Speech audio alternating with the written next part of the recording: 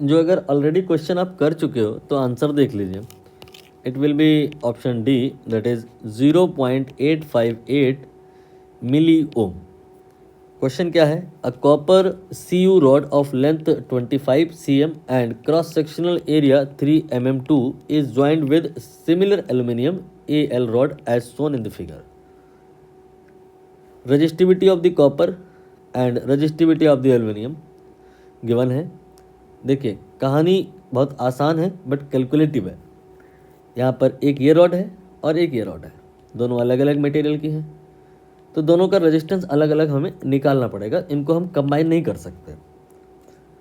तो अभी हम करेंगे क्या, इस कहानी को वेरिएबल के टर्म्स में कर लेंगे, बाद में वैल्यू पुट करेंगे ताकि कैलकुलेशन हमें बार बार ना करनी पड़े, जो भी हो सारा इकट्ठा हो जाए लास्ट में।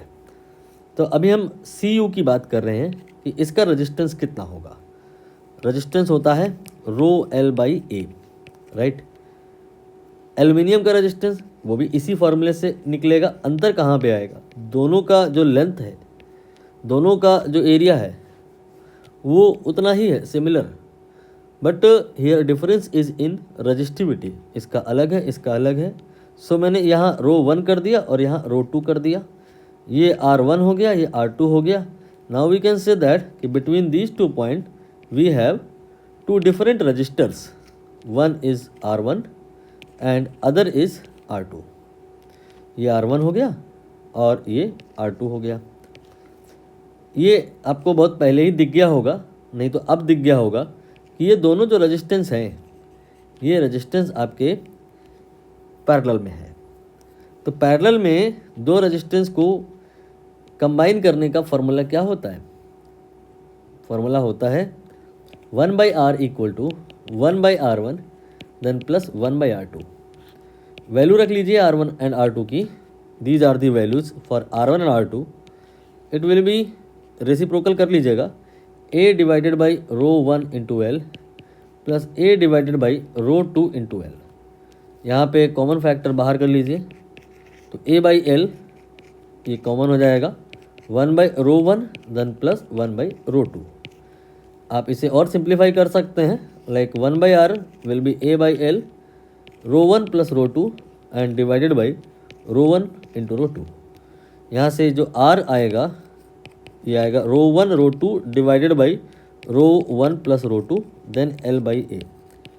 इस तरह से करने का एक और बेनिफिट हुआ, अगर जो कभी निकट भविष्य में ऐसा कुछ आए कि हमें इन दोनों वायर को हटा देना है और इनकी जगह पे एक सिंगल वायर लेना है, वो बताओ कौन से मटेरियल का हो।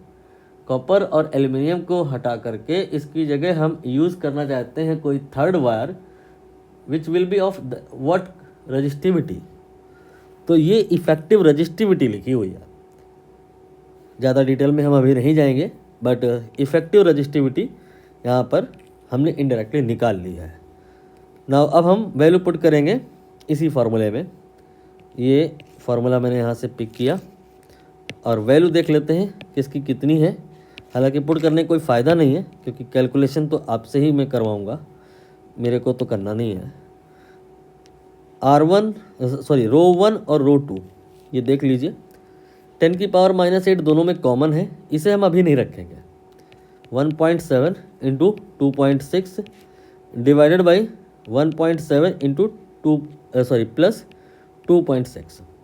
और वो जो 10 की पावर 8 था ना माइनस वाला, वो दो बार नहीं लिखा जाएगा, दो बार आएगा यहाँ और यहाँ, एक बार आएगा यहाँ, तो इफेक्टिवली एक बार ही आएगा वो, मल्टीप्लाइड बाई L जो कि 25 सेंटीमीटर है। इसे आप कह सकते हो 25 मल्टीप्लाइड बाई 10 की पावर -2 मीटर में हो गया। Area of the cross section ये 3 मिलीमीटर स्क्वायर है, तो ये हो गया 3 इंटू 10 की पावर -6।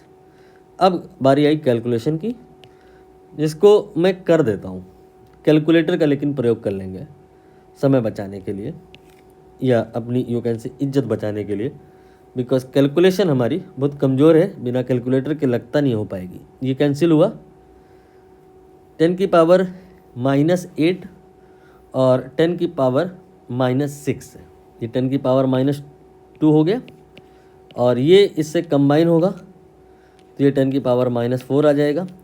10 की पावर -4 का कहानी हमने ख़त्म कर दिया।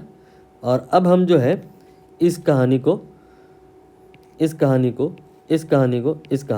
कंबाइन करेंगे। तो कैलकुलेटर महाराज निकाल लिए जाए और 1.7 मल्टीप्लाइड बाई 2.6 कर लिया जाए, लगे हाथ इसमें 25 भी कर लिया जाए, तो ये आ गया 110.5। ये वाली कहानी समिट गई है। और ये हम मैन्युअली जोड़ सकते हैं, ये 17 और 26 नहीं जोड़ सकते हैं। 1.7 प्लस 2.6 4.3 हो गया, और फिर इसके बाद 3 हो गया, तो ये हमने 3 कर लिया। ये आपका 12.9 हो गया। और अब 110.5 डिवाइड बाई 12.9, ये आ गया 8.5658 इंटू 10 की पावर जो आया था -4, लेकिन हम -1 लिखेंगे। ये क्यों? क्योंकि इन्होंने मिली ओम में पूछा है, तो 10 की पावर 3 से मल्टीप्लाई करेंगे तो ये 10 की पावर -1 हो जाएगा।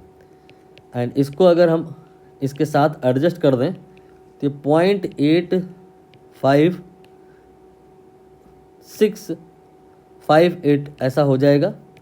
इसको थोड़ा अगर हम राउंड ऑफ करें सिग्निफिकेंट फिगर का ख्याल करते हुए तो 857 हो जाएगा।